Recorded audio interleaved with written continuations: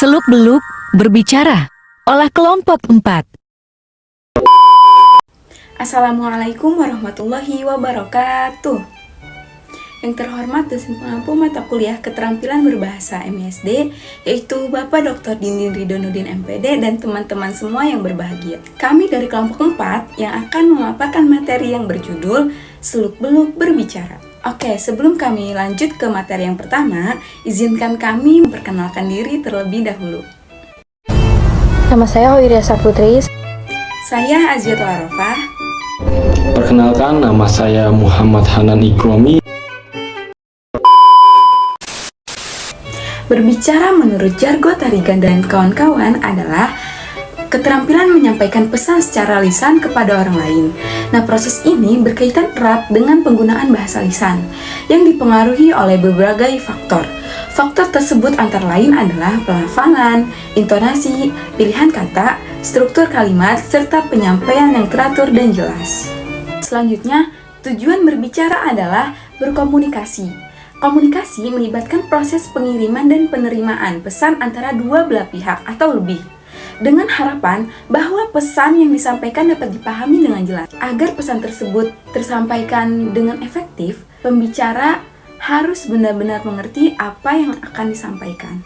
Nah, menurut Tarigan, berbicara memiliki beberapa faktor tujuan utama. Antara lain, yang pertama itu ada memberikan informasi atau to inform. Jadi, menyampaikan fakta, data, atau laporan kepada pendengar agar mereka memperoleh pengetahuan atau pemahaman yang baru. Terus selanjutnya ada menghibur atau to entertain. Menyampaikan cerita, humor, atau hal-hal yang menarik untuk menghibur atau menyenangkan pendengar.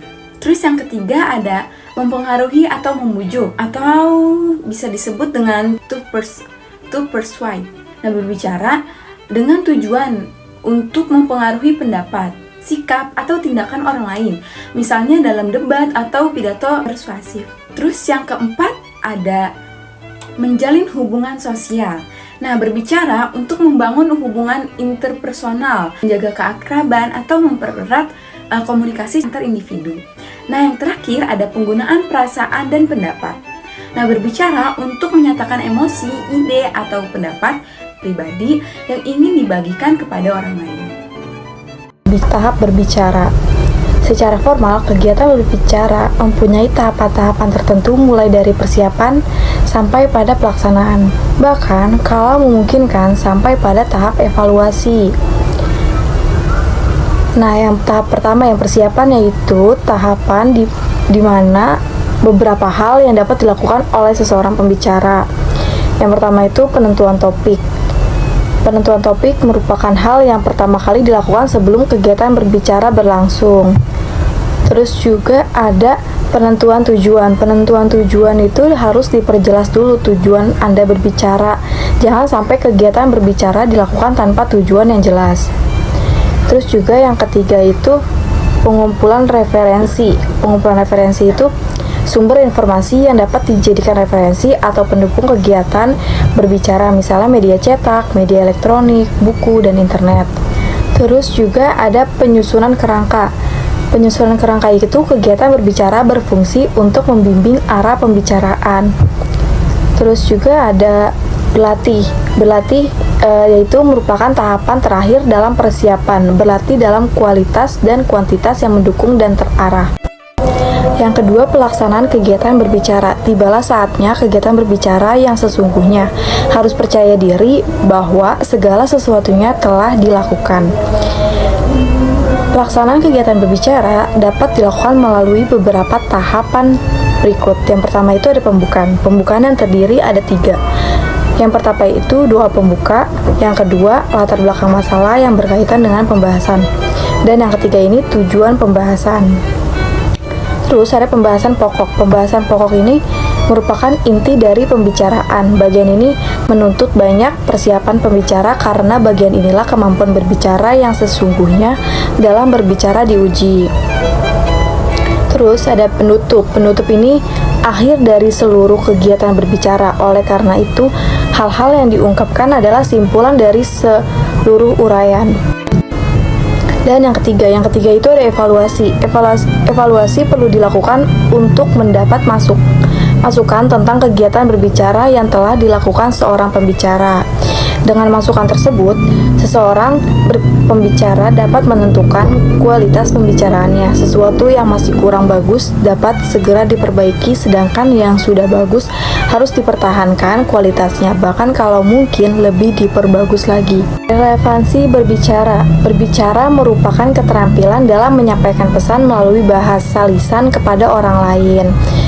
Pengguna bahasa secara lisan dapat pula dipengaruhi oleh berbagai faktor yang mempengaruhi berbicara secara langsung adalah yang pertama itu pelafalan, terus yang kedua itu ada intonasi, ada pilihan kata atau sering disebut diksi, terus juga ada struktur kata dan kalimat, terus ada sistematika pembicaraan, terus juga ada isi pembicaraan, terus ada cara memulai dan mengakhiri pembicaraan. Terus yang terakhir ini ada penampilan.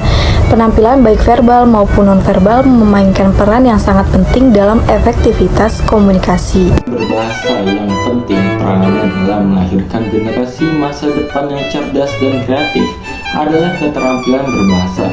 Kemampuan berbicara dengan baik dapat membantu siswa untuk menyalurkan ide-ide dan perasaannya secara cerdas sesuai dengan konteks dan situasi pada saat dia sedang berbicara.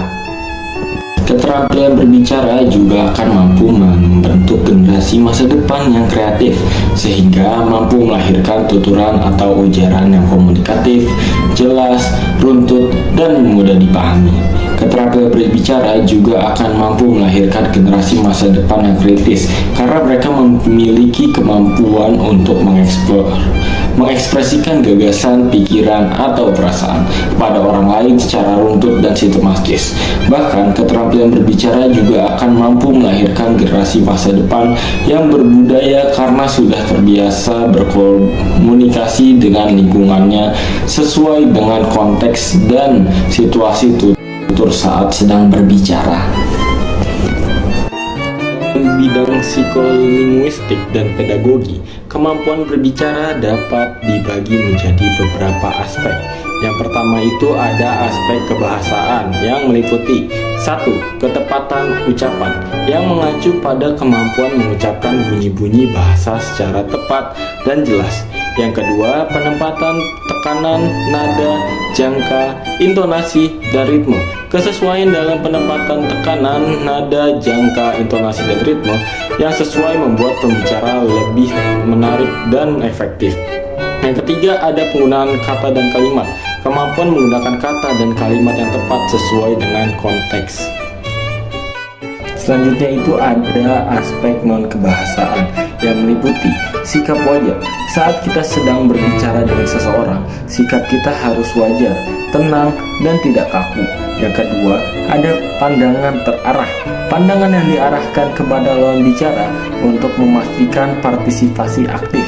Yang ketiga, gerak-gerik dan mimik. Gerak-gerik dan mimik yang tepat dapat memperjelas atau menghidupkan pembicaraan. Yang ketiga, ada kenyaringan suara. Kenyaringan suara dapat disesuaikan dengan situasi, tempat, dan jumlah pendengar. Yang kelima, ada kelancaran. Kemampuan berbicara yang lancar untuk mempermudahkan pendengar menangkap isi pembicaraan. Yang terakhir, ada relevansi, yaitu isi yang disampaikan memiliki urutan yang runtun dan memiliki arti yang logis, serta adanya saling keterkaitan atau hubungan dari hal-hal yang akan disampaikan. Selanjutnya itu faktor lain-lain. Faktor-faktor yang mempengaruhi seperti faktor kesehatan, kecerdasan, bimbingan yang diterima dalam mengaitkan suara ke dalam kata yang tepat juga mempengaruhi kemampuan berbicara. Yang kedua, komponen kebahasaan utama yaitu fonologi, sintaksis, semantik, dan pragmatik merupakan komponen kebahasaan yang selalu muncul dalam praktik berbahasa baik reseptif maupun produktif atau ekspresif. Mungkin cukup sekian dari kami, kurang lebihnya kami mohon maaf apabila banyak kesalahan dan kekurangan. Akhir kata, wassalamualaikum warahmatullahi wabarakatuh. Terima kasih.